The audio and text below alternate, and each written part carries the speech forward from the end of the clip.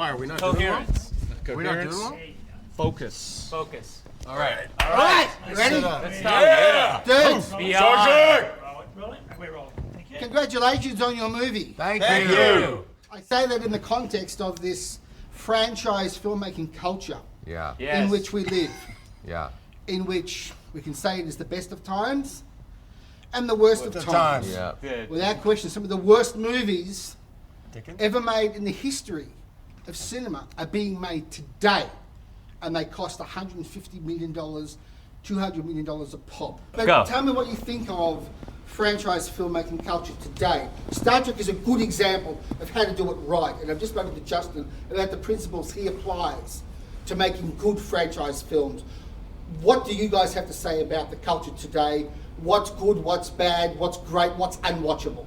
I just, speaking for myself, to me it's character and story, and you can adorn it however you want, you can spend however much money you want, but if you don't have those things, then you're making a bad movie, and if you do, then you've got a good one. I mean, I think it's as simple as that, and you can't, no matter how much money you spend, you can't overcome those things. I think that the trappings are that, people have come to rely on a formula, right? And rather than reaching out and challenging audiences, they're trying to spoon feed them what they expect they'll respond to. And that's problematic, I think that combined with the fact that there are infinitely more platforms from which people can digest their creative content, it makes it more difficult to find and hold people's attention. And so these tentpole franchise films seem to be the only thing that are reliable, but I think we're seeing that they're not as reliable as they thought they were because the quality tends to not be able to be kept up with the need for the output. So now you're seeing a little bit of the pendulum swinging back the other way. Mid-budget films, low-budget films doing really well, finding homes on platforms like Netflix or Amazon and getting audiences and attention that they might not have otherwise had. So I think we're in a very interesting time where the formula might be a little bit broken, but the alternative solutions are interesting and I think really exciting to think about where we can go from here. Karl, Zachary, Spock has such an interesting arc in this film. Yeah. Can you, Zach first, then you, Karl, just explain to us what you think the appeal of Spock has been over the decades? I think Spock represents a sense of magnanimity and generosity of spirit, and I think one of his most poignant axioms is that the needs of the many outweigh the needs of the few, and I think that is something that is a message that has a lot of power, especially in today's world, but I think it's had a lot of power for the last 50 years, and I think it's emblematic of the kind of character Spock is. Also the triumph of logic, common sense over ego. Yeah, although I do believe that our version of Spock in these films is a little bit more, the boundaries between his Vulcan half and his human half are a little bit more porous. And I think he's more in touch with his humanity in a way, and I think that makes him also appealing to a lot of people. Karl, I'm very interested in your view on Spock as well, because your character has a wonderful relationship with him in this film. Yeah, he does. It's actually very interesting the direction that Zach has and the writers have taken this character, and it certainly makes the traditional argument of passion and emotion versus cold hard logic, from my perspective, it makes it more of a challenge to play. But that was one of the wonderful things about this film, pairing us together and actually finding new ground for these characters, and that these characters come to a new understanding. It's ultimately really rewarding. How you find that extra space in such well-established characters to make them your own.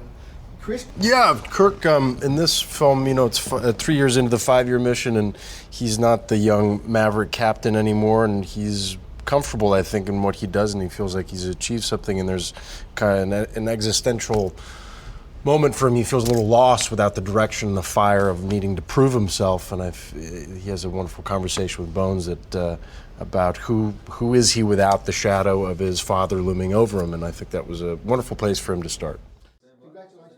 Hang on. We'll give you the shout. Yeah. Radio. Okay, Bastian? Yep. Okay, camera's rolling. Justin Lin, thank you very much for making this time for us. I have been looking forward to talking to you for a long time. Yeah. About a very important topic, about the art and science of making films in a franchise culture, of which you are one of the leading alpha males. Because, argue with me if you dare, that it is the best of times and the worst of times for big budget films. Now, congratulations on Star Trek. Thank you. It's a very, very fine film. It's fast, it's occasionally funny, it's full of adventure, it's got some new ideas, and I want you to respond to this first comment in light of what I just said, and in light of a discussion I'd like to have with you about making these kinds of films. No time travel, which was turning into one of the big cliches of Star Trek. So can you just use that as an entry point to talk about how you fashioned this film and to make it distinguishable enough so that it wasn't just another piece of multiplex fodder? Yeah. You know, when I signed up to do Star Trek, you know, I realized we were going to hit the 50th anniversary. And I obviously have a very close connection with the original series. And I wanted to really kind of dig in on why people are so passionate about Star Trek. So I think the thing to do was to try to deconstruct the philosophy of Star Trek, hopefully have an antagonist with a valid philosophy to deconstruct it, and hopefully at the end we can reaffirm why there's so much passion and love for Star Trek. What are some of those philosophies that you're talking about? Because what you're saying is very serious, because there are hundreds of millions of dollars resting on you backing up those words. So what are you talking about thematically in the film? I'm presuming things about finding yourself, about teamwork, about diversity, about the importance of unity? Yeah, all that, and also the idea that, you know, sequels, like going back to what you're saying, sequels are not easy to do, and they're earned, you know? And usually a hero does something huge. They save their crew, they save the world.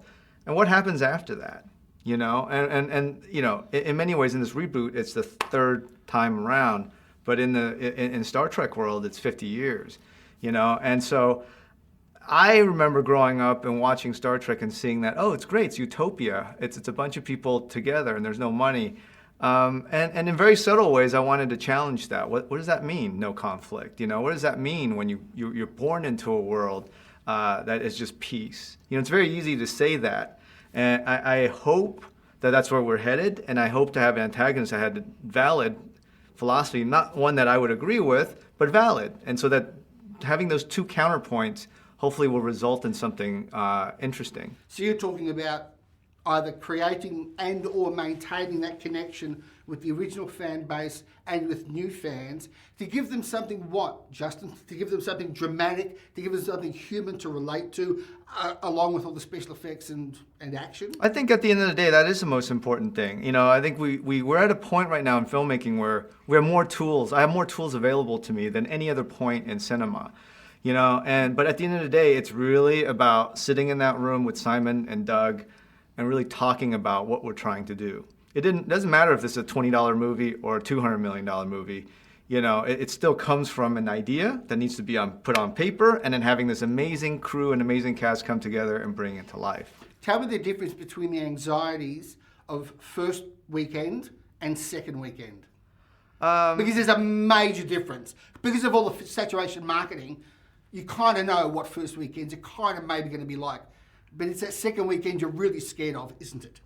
Well, it's not even the second weekend anymore. It's the second day. I think with social media and everything, you can't even, you know, in the past, you can have a weekend and wait for the next. I mean, things are coming in live. So by Friday night, you're going to, you know, the level of engagement, you know, you're going to see. And that's the pressure of big budget movies. And as filmmakers, that's the challenge that we have to embrace. Now, Fast and Furious 4 is, in franchise culture, a landmark film. And the slugline on the poster, what was it again? Original parts. New model, original parts. I'll cut around that. The slugline on the poster for the film was new model, original parts, which isn't just a sale line, it's a philosophy. That's an important film because you really did recharge the franchise. Can you just tell me about the principles that you applied making that film that are the same that you applied to making Star Trek? Well, I think in Fast and Furious, when I entered it, I was always fascinated by the relationships with the characters. And even though it existed, it was only 2 hours that we were seeing per film. So I remember sitting, by Vin Diesel's house, and we were just talking for 5 hours about, relationship between Dom and Han and everybody. And I think looking back now, I think it was about building that relationship, building a mythology. And that's something that I think there was not a lot of care in that, previous. And I felt very glad to have the opportunity to build that. And now there is a mythology, there is a relationship with all those characters. So to be absolutely clear, when you were rethinking that film, it wasn't put more car smashes in there. No. It was make the relationships real. Yeah, car action, to me is no fun if it's just car crashing and driving really fast. If there's no investments, no emotional investment. I equate action sequences very much to sports. I'm a big sports fan, and I can sit here and tell you how great I am at basketball, but you're gonna find out as soon as we go on the court if I'm any good. And I think that's I think that's something that's very precious when it comes to action sequences too, is that the characters can talk all they want, but how they react in these situations truly kind of define them.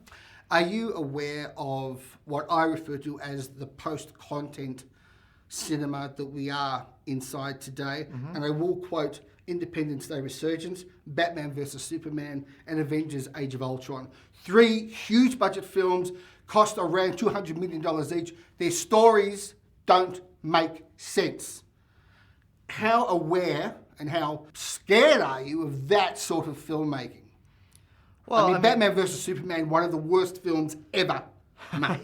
Look, I think as filmmakers, we all, we're all out there trying to tell stories, and there's many different ways about going about it, and I think we all set out with good intentions, and trying to create that relationship with the audience, and it's done many different ways, I've been very fortunate, coming from the indie world, I've had great partners, with first with Universal, now with Paramount, and and with JJ, with everybody, as I'm growing and evolving as a filmmaker, there's certain things that I require and that I've earned, and that's something that I'm very proud of, and I can't wait to kind of keep evolving and growing. At the risk of pressing you on a point that you might be reluctant to discuss because you probably know people involved in the making of these films, just generally, do you see that storytelling principles such as consistency, such as logic, such as common sense are, in a lot of cases,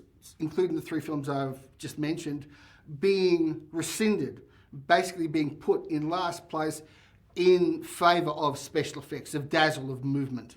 I think everybody has different process, and I love, as a film goer, I love that engagement and going to movie theaters and watching it and having, it is the best relationship in any kind of art form. Would you ever make a movie with Superman flying while he's holding a scepter of kryptonite?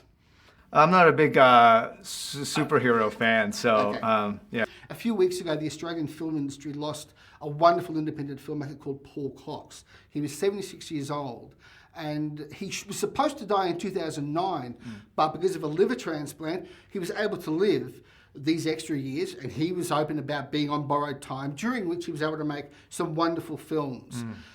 Now, in the same week, we lost Anton, and while the loss of Paul Cox we could process and find closure to because he had lived such a long life, the contrast is heartbreaking with Anton. Will you guys ever fully process that loss, that grief? Will there ever be closure? It's still very raw, and I'm still processing right now. It's been a tough few weeks, especially still finishing up the film. But I can't, as hard as it is, I also have great memories of Anton. He shows up every day with a smile on his face, and he reminds me why we do what we do. It's filmmaking. It's hard, it's relentless, but you got to still have fun. And that's something that I will always treasure.